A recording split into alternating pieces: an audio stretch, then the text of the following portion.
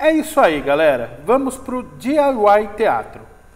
Pô, gordo, mas tu nem se apresenta? Fica difícil, né? Me sinto o Jô Soares fazendo essa brincadeira. Bom, vamos lá. Meu nome é Wander Moliani, tá? Eu sou ator, sou produtor cultural, tá? Sou diretor de teatro. Minha vida sempre esteve inserida em grupos de teatro, desde que eu me conheço como artista, tá? Comecei em uma oficina de teatro no meu bairro, lá em Campinas. Logo fui para o grupo de teatro do professor dessa oficina e sempre estive migrando em grupos de teatro. Acho esse movimento de grupo de teatro muito interessante, sabe? Esse desenvolvimento que a gente tem dentro de um coletivo, todos com a mesma ideia, com o mesmo pensamento, o mesmo objetivo, né? Que é a arte, lógico. É algo muito interessante e que eu sinto, infelizmente, que está se perdendo. Pensando nisso, é que eu desenvolvi o projeto DIY Teatro, já custeado pelo PROAC 39. Vão ter algumas resenhas aí, tá, que eu vou colocar, porque faltaram algumas coisas eu senti falta e eu não tive como regravar no mesmo local, tá? Mas a gente vai fazer nesse bate-bola e vocês vão ter um vídeo bem bacana aí. Pois bem, segue aí, gordo. Esse é um termo americano que significa faça você mesmo, né? Nos Estados Unidos eles praticam muito isso porque a mão de obra lá é muito cara. Então as pessoas, elas mesmo fazem, ajeitam as coisas e resolvem seus problemas. Parando para pensar nisso, eu comecei a refletir e falei, será que isso é possível na arte? No teatro, propriamente dito, que é a minha área, eu cheguei à conclusão que sim. Até porque a gente faz isso intuitivamente. A gente começa, depois vê o que dá, não é? Bom, importante eu ressaltar que eu não vou passar para vocês a parte burocrática de como começar a fazer teatro. Criar o CNPJ, tudo mais, isso fica para outro vídeo. Então, caso você gostou desse vídeo, você põe nos comentários que você quer saber como fazer a parte burocrática, ok?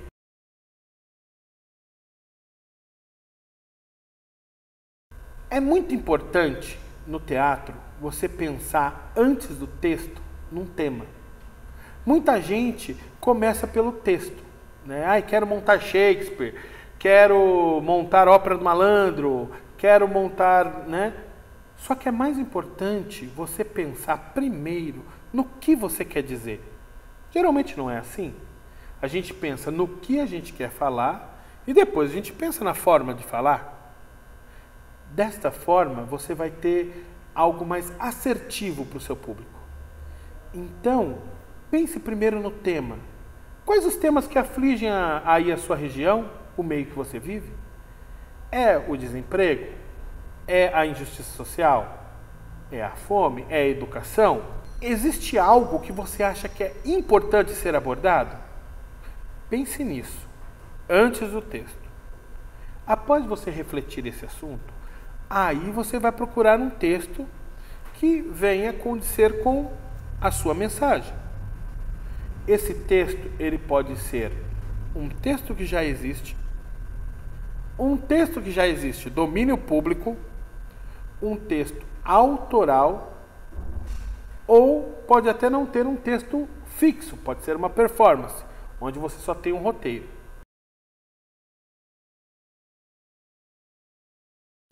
É aquele texto de autores consagrados, né? Plínio Marcos, Chico Buarque, Augusto Boal, né? Enfim, autores que já têm os seus textos escritos e que têm um tema desenvolvido. Se coincidir esse texto com o tema que você quer abordar, você pode usar. É importante, quando você for usar um texto de um autor, você deve procurar os direitos autorais.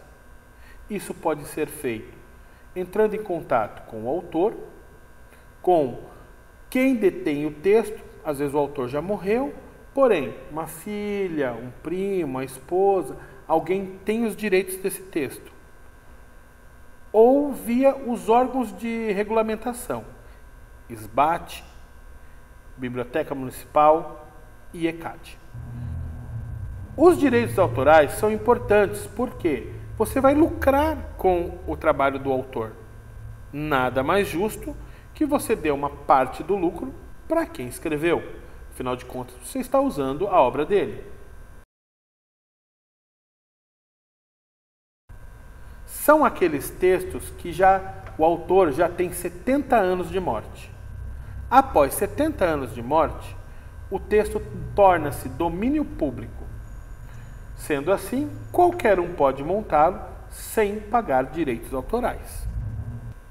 Os textos de domínio público, você só vai precisar fazer uma declaração, demonstrando que aquele autor já faleceu há mais de 70 anos.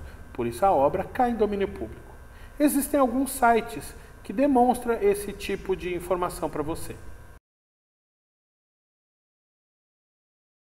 Quando você escreve um texto focado no tema que você quer argumentar, que você quer debater, isso se chama texto autoral. Você mesmo é o autor do texto e vai interpretá-lo, encená-lo, dirigi-lo, enfim.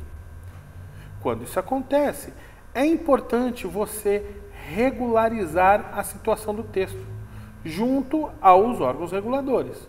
Novamente, SBAT, ECAD ou Biblioteca Nacional. E se o texto é seu, aí é livre. Você pode montar ele a qualquer momento e de qualquer forma.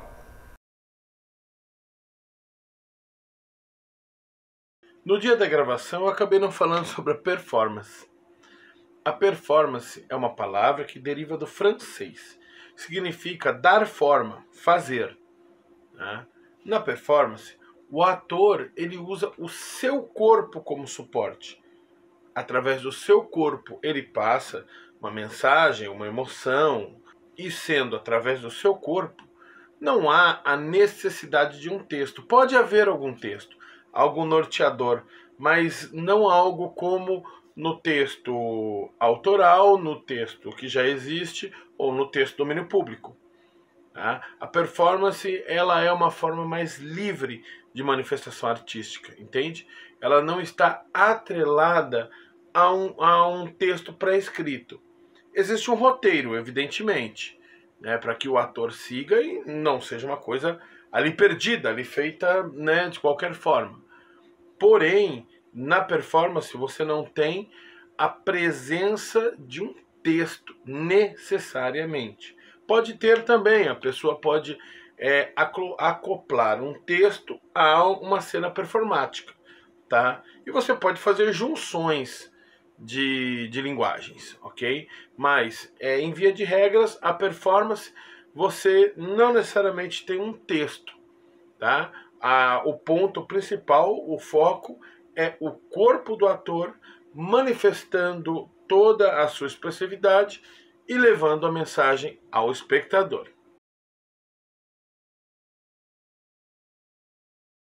A escolha do elenco pode se dar por dois fatores: estereótipo físico ou ideias.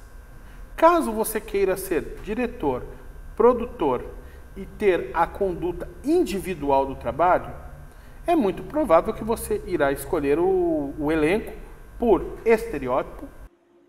Vamos lá, mais uma resenha aí.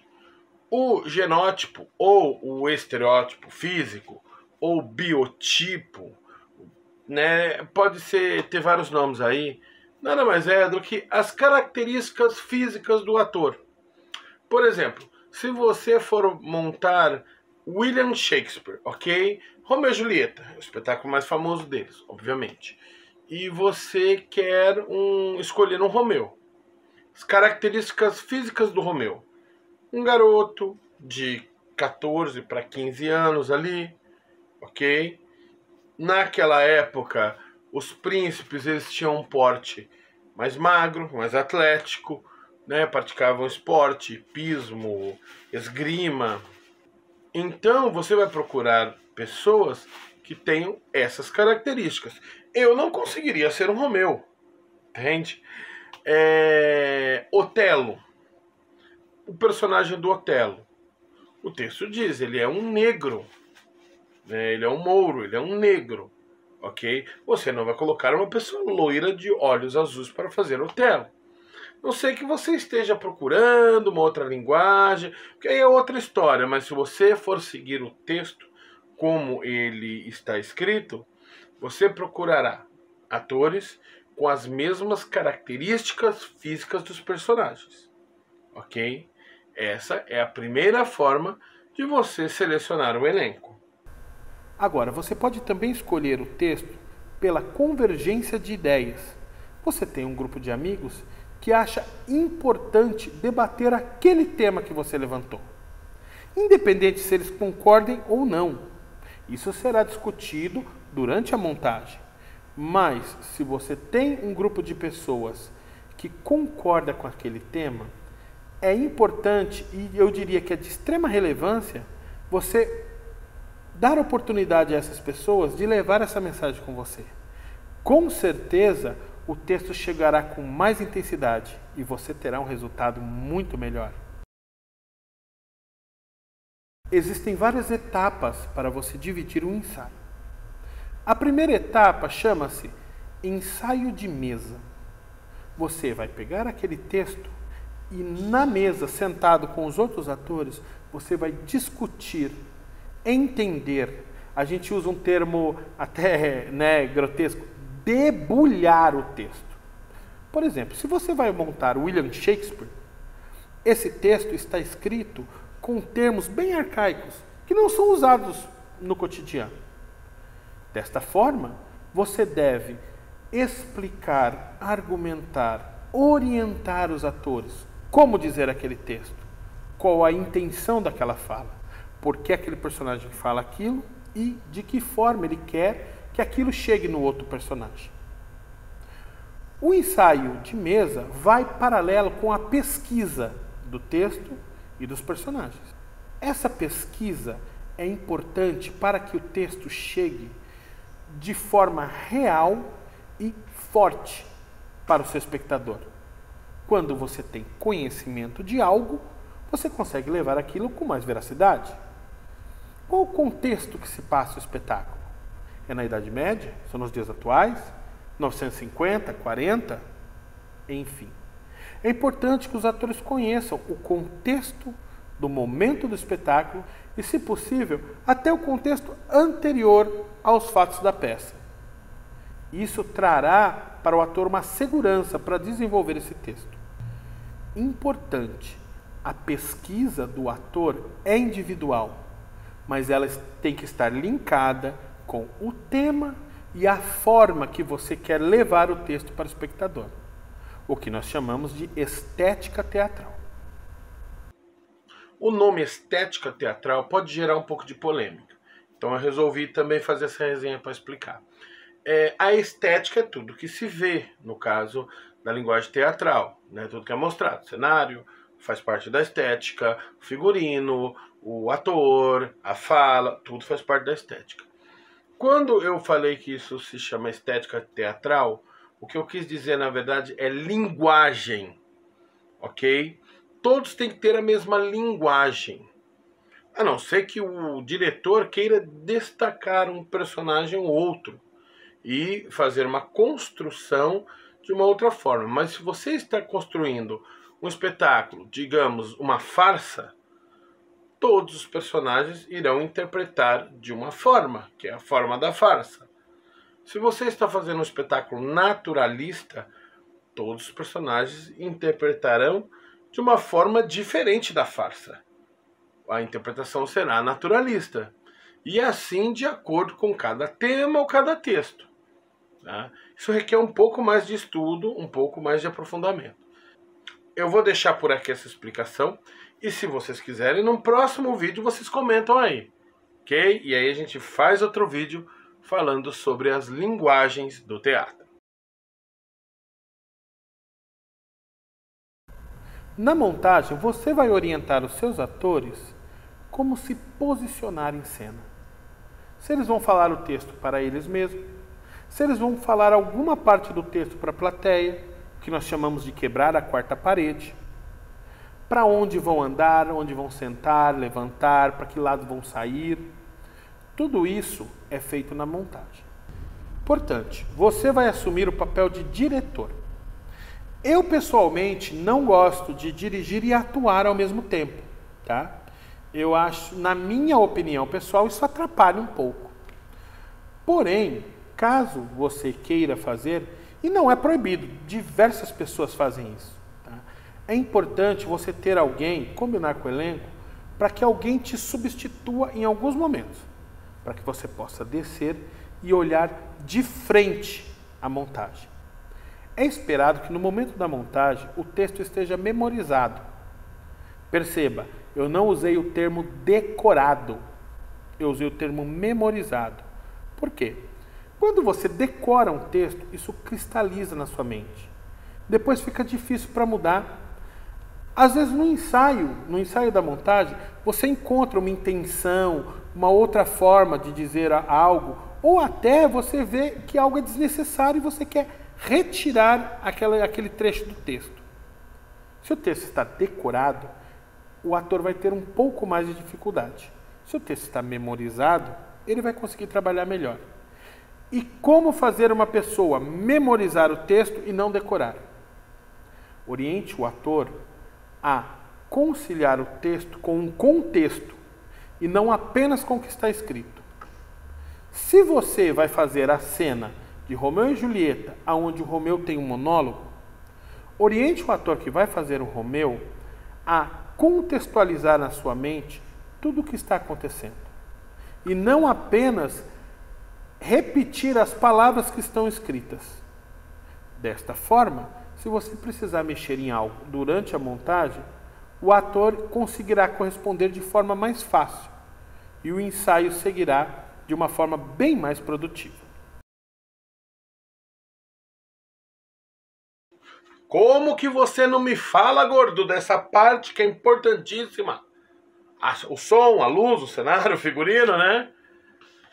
Bom, devido ao tempo, eu juntei, tá, esses termos, essas partes da composição da montagem, tá, que nós chamamos de parte técnica. Toda essa parte de produção, de criação, ela deve estar atrelada e ser fiel ao tipo de montagem que você está fazendo. Se você vai montar, vamos pegar como exemplo novamente William Shakespeare, novamente Romeu e Julieta. Se você vai montar Romeu e Julieta, você vai pesquisar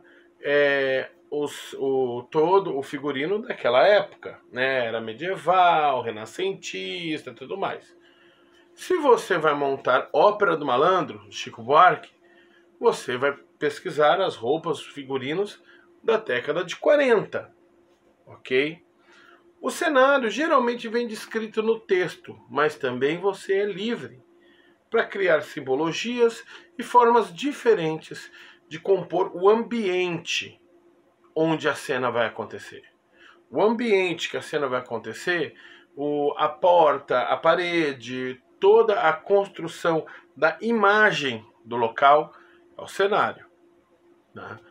O figurino e o cenário, quando um grupo está começando, geralmente o próprio grupo produz, tá? Mas existem profissionais também que trabalham exclusivamente com isso, os figurinistas e cenógrafos.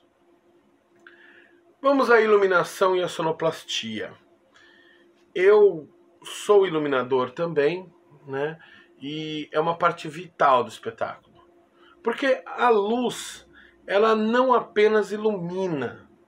Dependendo da forma que você criar, ela pode ser um personagem. Ou ela pode ajudar o ator ou a plateia a ser conduzido a uma determinada emoção, uma determinada reflexão. Existe um texto que eu gosto muito do Mário Prata, chamado A Fábrica de Chocolate, onde no meio da cena acende-se um foco, dois focos, e um personagem descreve o outro. Isso, você está acontecendo a cena, você quebra a cena com a luz apenas.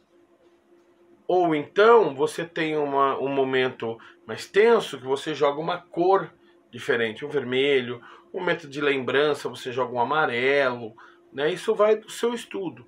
Mas a luz, ela é importante não apenas para iluminar, mas para climatizar, conduzir, auxiliar o ator a levar o público na emoção que o texto necessita. O som também tem essa pegada, tá? O som também vai ser um auxílio. O som, ele pode ser desde batidas na porta, tá, até uma música. Um outro espetáculo que eu trabalhei, chamado A Cantora Careca, eu fazia som e luz. Então haviam badaladas, haviam cenas de campainha, havia cena de música, né? Então, assim, uma pessoa só pode operar os dois, som e luz, tá? Agora, isso demanda, lógico, tempo e ensaio. Os profissionais que fazem essa parte são o iluminador, os iluminadores e os sonoplastas, ok? Você pode optar também por música ao vivo, que pode ser tocado pelos atores, ou você ter um grupo, uma banda que faça a música ali ao vivo. Tá? Essa parte é bem livre, mas tem que estar bem amarrada com todo o contexto que você vai criar o seu espetáculo.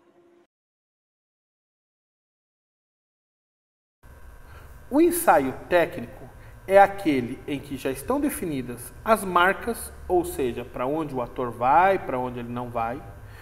O texto já está memorizado e orgânico, os atores já falam naturalmente.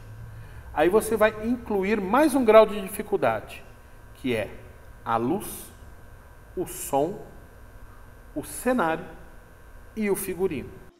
Mais uma pequena resenha sobre o ensaio técnico. Geralmente, o ensaio técnico ele é preferencial à parte técnica, cenário, figurino, luz e som. Tá? Mas eu considero que o ensaio técnico nada mais é do que a união de todas as peças. Então vai ter momentos que você tem que priorizar apenas a parte técnica.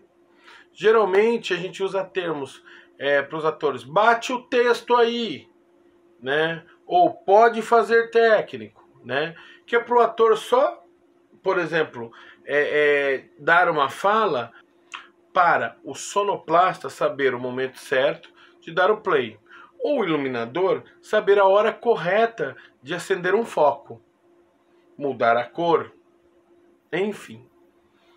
Toda essa parte é definida e trabalhada no ensaio técnico. Segue aí, Igor. Importante, inclua isso aos poucos, para que o choque não seja muito grande e o ator não se perca na interpretação. Se você puder, inclua um elemento por vez. Faça 2, 3 ensaios com aquele elemento e após isso inclua outro. Eu aconselho começar pelo som, para que o ator possa se ambientar e usar o som para se orientar na sua interpretação. Em seguida, a luz, depois figurino e por último o cenário. O cenário você inclui os adereços cênicos, copo de água, cigarro, alguma coisa que vai ser atirada, alguma coisa que vai ser pega, enfim. Toda essa ação tem que ser pensada e ensaiada. Não deixe nada para estreia, ou o mínimo possível para estreia. No dia da estreia, a adrenalina é muito alta e há um risco do ator perder o controle e acabar se atrapalhando na interpretação.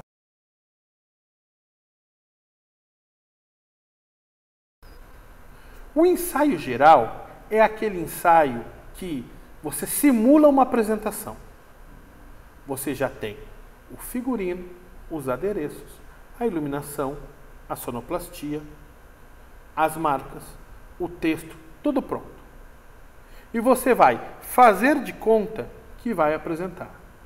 Na verdade, você vai apresentar. Você vai fazer uma apresentação seguida da outra, para que isso fique orgânico e essa energia seja naturalizada no ator.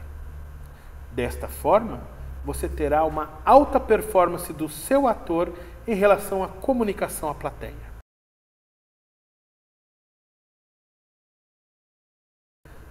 É importante você, em alguns ensaios, chamar pessoas de confiança. Não muitas, mas tragam pessoas, 10, 5, enfim, quanto você julgar necessário, para assistir esses ensaios. Isso se chama ensaio aberto. Você faz uma apresentação para que pessoas assistam. E depois, coloque seu elenco para conversar com essas pessoas, para que eles tenham segurança e testem as ferramentas que estão usando ao longo do espetáculo. Se uma piada deu certo, se uma cena deu resultado, se está emocionando de forma correta. Tudo isso você testa no ensaio aberto.